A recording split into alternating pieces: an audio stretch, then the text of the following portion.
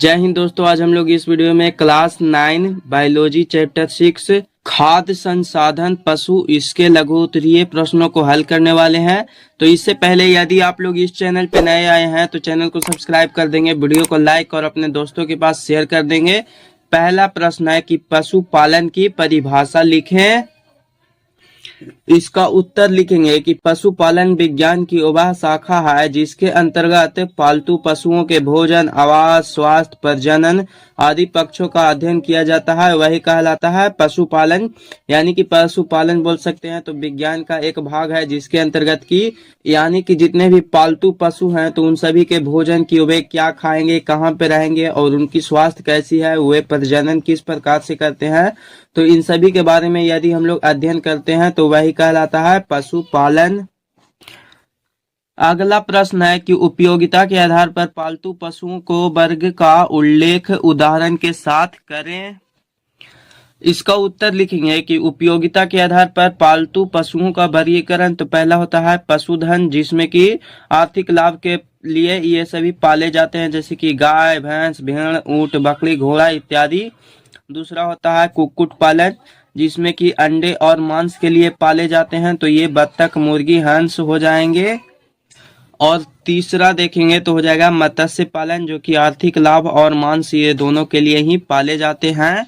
तो इस प्रकार से ही जितने भी पशु पाले जाते हैं उनका आधार इस प्रकार से बांटा गया है, आप लोग लिख लेंगे। या फिर इसका उत्तर यह भी लिख सकते हैं कि दूध उत्पादन में तो जैसे कि गाय, भैंस, बकरी, मांस उत्पादन के लिए मुर्गी, बकरी, सुअर पाला जाता है। अंडा उत्पादन के लिए मुर्गी और बत्तख पाले जाते हैं।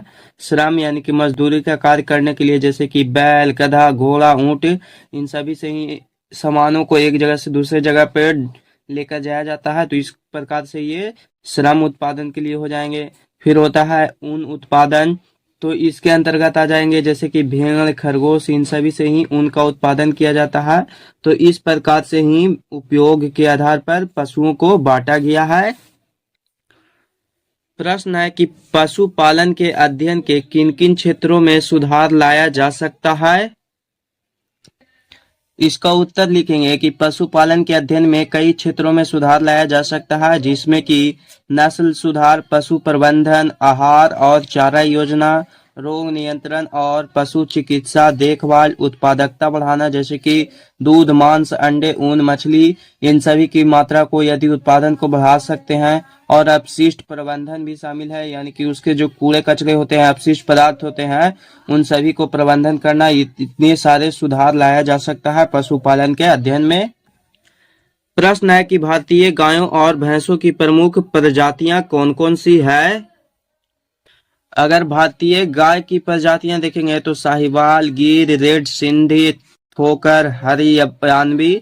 और भैंस की प्रजाति में हो जाएगा जैसे नागपुरी, सूरती, नीली रवि, मेहसाना, जाफरवादी, ये सभी हैं जो कि भारतीय प्रजाति ही हैं।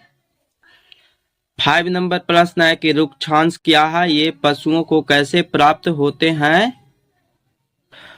उत्तर लिखेंगे कि रुक्षांश पशुओं के लिए रेशेदार और कम पोषक तत्वों वाला आहार है, जो कि उनके पाचन तंत्र के सही काम करने के लिए आवश्यक है। पशुओं को यह भूसा, चारा, हरा चारा जैसे कि घास, ज्वार, बाजरा और खली आदि से प्राप्त होता है। यानी कि जब हम लोग जानवरों को जैसे में घास, ज्वार, बाजरा और खली ये सभी चीजें भोजन के लिए देते हैं तो उन सभी को ही रुक्षांश प्राप्त होता है। और रुक्षांश यह एक ऐसा पदार्थ होता है जिससे कि जंतुओं के यानी कि जितने भी पशु होते हैं उन सभी के पाचन तंत्र में सही से यह काम करने के लिए आवश्यक एक प्रकार का पदार्थ होता है। तो आप लोग इसे समझ गए होंगे और लिख भी लेंगे।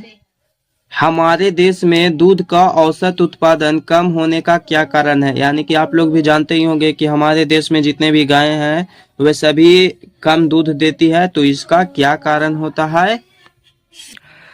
इसका उत्तर लिखेंगे कि भारत में दूध का औसत उत्पादन कम होने का मुख्य कारण पहला कि पशुओं को खराब और अपर्याप्त पोषण, निम्न स्तरीय देसी नस्ल के पशुओं की अधिकता, उन्नत नस्लों की कमी और बीमारियों के प्रति अपर्याप्त रोकथाम और उपचार है। यानी कि इतने सारे कारण हैं।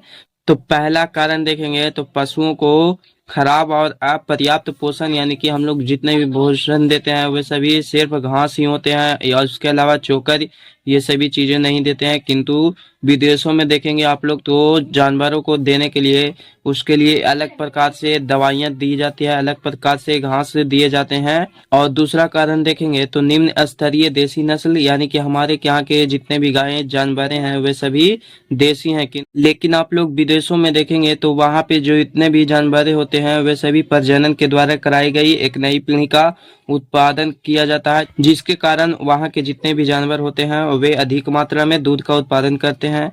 और तीसरा कारण कि उन्नत नस्लों की कमी, यानी कि हमारे के यहाँ अच्छे प्रकार के नस्ल की कमी है।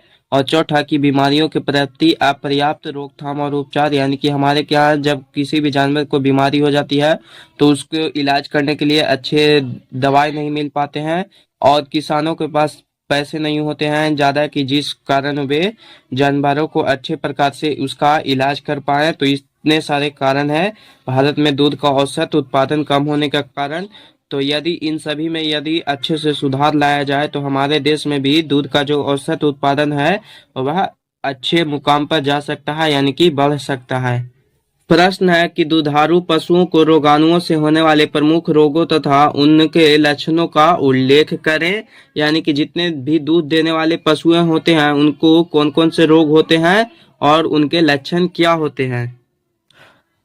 तो प्रमुख रोग में देखेंगे तो हो जाता है जैसे कि खुर एवं मुंह के रोग हो जाएगा, फिर है चेचक, क्षय रोग, एंथ्रेक्स, रिंगवर्म, इतने ये सभी प्रमुख रोग हैं जो कि होते हैं जानवरों को।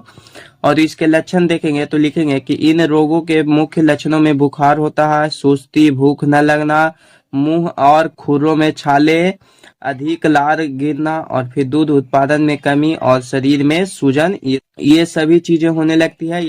यदि किसी भी दुधारू पशु को इतने सारे रोग हो जाते हैं तो ये सभी लक्षण है जो कि जानवरों में दिखाई पड़ने लगते हैं। तो इस प्रकार से पता चल जाता है कि इसको कौन सा रोग है। तो आप लोग यहाँ पे समझ गए होंगे। अगला प्रश्न है कि कृत्रिम वीर्य सेचन से क्या लाभ है। अब यहाँ पे देखेंगे आप लोग तो ये रहा कृत्रिम वीर्य सेचन के लाभ। तो पहला कि इस विधि से अधिक उत्पादन वाले उच्च नस्लों के पशु जैसे कि दुधारू गाय, भैंस, मुर्गियों का विकास होता है। दूसरा कि पशुओं के प्रजनन की यह एक सस्ती विधि है, जैसे कि एक सांड के वीर्य से करीब 3000 गायों को निषेचित किया जा सकता है। तीसरा कि परीक्षित वीर्य को सुगमता से दूसरे सुदूर स्थानों पर ले जाया जा सकता है। तीसरा कि यह ज्यादा स्वास्थ्यकर तथा भरोसा योग्य विधि है। और पांचवा कि इस विधि के द्वारा उन्नत नस्ल का परीक्षित वीर्य सालों भर हर जगह उपलब्ध हो सकते हैं। और इसका अगला लाभ है कि इसके द्वारा विदेशों से उन्नत नस्लों के वीर्य आयात कर देसी किस्मों के पशुओं का नस्ल सुधार किया जाता है। तो यहाँ पे इतने सारे इसके लाभ दिए गए हैं, तो आप लोग लिख लेंगे। और अभी तक आप लोग इस चैनल को सब्सक्राइब नहीं किए होंगे तो सब्सक्राइब कर देंगे, वीडियो को लाइक और अपने दोस्तों के पास शेयर कर देंगे। प्रश्न है कि अंडा देने वाली मुर्गियों का आहार कैसा होना चाहिए, यानी कि जो मुर्गियां अंडा देती है तो उसको किस प्रकार का भोजन देना चाहिए। इसका उत्तर लिखेंगे कि अंडा देने वाली मुर्गियों के आहार में खनिज का बहुत ही महत्वपूर्ण स्थान है। शरीर और अंडे के वर्धन तथा अंडे के खोल की बनावट के लिए कई प्रकार के खनिज की जरूरत होती है। इनमें से कैल्शियम, फास्फोरस प्रमुख है। खनिज की पूर्ति के लिए बोन मील, सीप या फिर पत्थर का चूर्ण तथा नमक इसके भोजन में मिला देना चाहिए, यानी कि उसको खनिज प्राप्त करने के लिए ये सभी चीजें देना चाहिए। तो आप लोग देखते भी होंगे कि मुर्गियां जो भी अंडे देने वाली होती है वो भोजन करती है, तो जब भी भोजन करती है तो साथ में कुछ कंकड़ भी खाती है। इस तरीके से उसका भोजन है वह उचित मात्रा में प्राप्त हो जाता है। तो इस प्रकार से मुर्गियों को इन सभी चीजों की आवश्यकता होती है। 10 नंबर प्रश्न है कि हमारे देश में अधिक दूध देने वाली संकर नस्ल की किन्हीं 3 गायों के नाम लिखें। इन्हें किन किन नस्लों के संकर से विकसित किया गया है। तो आप लोग देखेंगे जो कि भारत में संकर नस्ल की गायें हैं वह अधिक दूध देती है। तो 3 प्रकार के नाम, तो पहला हो जाएगा करण स्वीयस, फिर है करण फ्राइस, फिर है फ्रीसीवाल। तो ये सभी के बारे में बताना है कि ये इसका विकास किस किस प्रकार के नस्ल से हुआ है। तो करन स्वीयस का लिखेंगे कि यह भारतीय नस्ल साहिवाल तथा स्विट्जरलैंड की नस्ल ब्राउन स्वीयस से विकसित किया गया है। फिर है दूसरा करन फ्राइस, तो लिखेंगे कि यह भारतीय नस्ल थारपाकर और हाईलैंड की प्रजाति होल्स्टाइन फ्रिसियन से विकसित की गई है। और तीसरा है फ्रीसीवाल, तो इसका लिखेंगे कि इसे भारतीय नस्ल साहिवाल तथा हाईलैंड की नस्ल होल्स्टाइन फ्रिसियन से विकसित की गई है। तो इस प्रकार से ही इन सभी को विकसित करके बनाया गया है ताकि ये अधिक मात्रा में दूध का उत्पादन करे। अगला प्रश्न है कि हमारे देश में विकसित की गई संकर नस्ल की मुर्गियों कौन कौन सी है, इनके विशेषताओं का उल्लेख करें। इसका उत्तर लिखेंगे कि हमारे देश में विकसित की गई संकर नस्ल की ज्यादा उत्पादन देने वाली मुर्गियों जैसे कि ILS 82 है, HH 260 है, फिर तथा B77 है। और इन सभी की विशेषताएं लिखेंगे तो अधिक अंडा उत्पादन करता है, कम भोजन की खपत और बीमारियों के प्रति अधिक प्रतिरोधक क्षमता है। साथ ही ये मुर्गियां जल्दी परिपक्व हो जाती है जिसके कारण कि ये ज्यादा मात्रा में अंडे का उत्पादन करती है। प्रश्न है कि लेयर तथा ब्रॉयलर मुर्गियों की क्या विशेषताएं हैं। इसका उत्तर लिखेंगे कि लेयर मुर्गियां ज्यादा अंडे देने वाली होती है जबकि जो ब्रॉयलर मुर्गियां होती है वह उनसे अधिक मात्रा में मांस प्राप्त होते हैं। यानी कि बोल सकते हैं कि लेयर मुर्गियां अंडे देने के लिए होती है और ब्रॉयलर जो मुर्गियां होती है उनसे मांस प्राप्त किया जाता है। प्रश्न है कि मिश्रित मछली संवर्धन क्या है। इसका उत्तर लिखेंगे कि जब किसी एक ही तालाब में एक ही समय में कई प्रकार की मछलियों की प्रजाति का संवर्धन यानी कि पाला जाता है तो यह मिश्रित मछली संवर्धन कहलाता है। यानी कि जब एक तालाब में बहुत सारे मछलियों को एक ही साथ पालते हैं तो यही कहलाता है मिश्रित मछली संवर्धन। व्यावसायिक दृष्टिकोण से मधुमक्खियों की 4 प्रजातियां कौन कौन सी होती है। तो आप लोग देखेंगे 4 प्रकार के मक्खियों के नाम। तो पहला है सामान्य भारतीय मधुमक्खी जिसे कि एपिस सोराना इंडिका कहा जाता है। दूसरे प्रकार का है सेल मधुमक्खी जिसको कि एपिस डोरसेटा कहा जाता है। फिर है तीसरी छोटी मधुमक्खी जिसे कि एपिस फ्लोरी कहा जाता है। चौथा है इटालियन मधुमक्खी जिसे कि एपिस मेलिफेरा कहा जाता है। 15 नंबर प्रश्न है कि कार्यकर्ता तथा सेवक मधुमक्खियां शहद का निर्माण कैसे करती है। यानी कि जो मधुमक्खी कार्य करती है या फिर सेवक की तरह कार्य करता है वह मधुमक्खी शहद का निर्माण कैसे करती है। इसका उत्तर लिखेंगे कि कार्यकर्ता द्वारा एकत्र किए गए परागकण तथा मरकंद ही इनके भोजन है। कार्यकर्ता के आहार नाल में परागकण तथा मरकंद में कई प्रकार के जीव रासायनिक परिवर्तन के बाद शहद का निर्माण होता है। इसी शहद को कार्यकर्ता छत्ते में संचित रखते हैं। तो आप लोग देख लिए यहाँ पे कि किस तरीके से वे इसका निर्माण करती हैं जो कि कार्यकर्ता मधुमक्खी होती है या फिर सेवक मधुमक्खी। अब इसका लास्ट प्रश्न है कि मधुमोम हमारे लिए किस प्रकार उपयोगी है। यानी कि जो शहद होता है वह मनुष्यों के लिए किस प्रकार उपयोगी होता है। इसका उत्तर लिखेंगे कि मधुमोम कई प्रकार से हमारे लिए उपयोगी है यानी कि बहुत सारे कार्य इससे किए जाते हैं। तो इसका व्यवहार यानी कि प्रसाधन सामग्री में जैसे कि मोमबत्ती, विभिन्न प्रकार के पॉलिश, दाढ़ी बनाने के उपयोग में आने वाले क्रीम के उत्पादन में भी किया जाता है। यानी कि जो दाढ़ी बनाने वाला क्रीम होता है उसका भी उत्पादन उसी मधुमोम यानी कि शहद से होता है।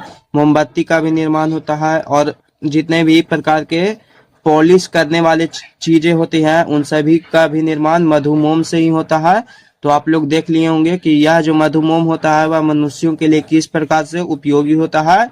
तो अभी यहाँ पे सारे प्रश्न सॉल्व हो चुके हैं।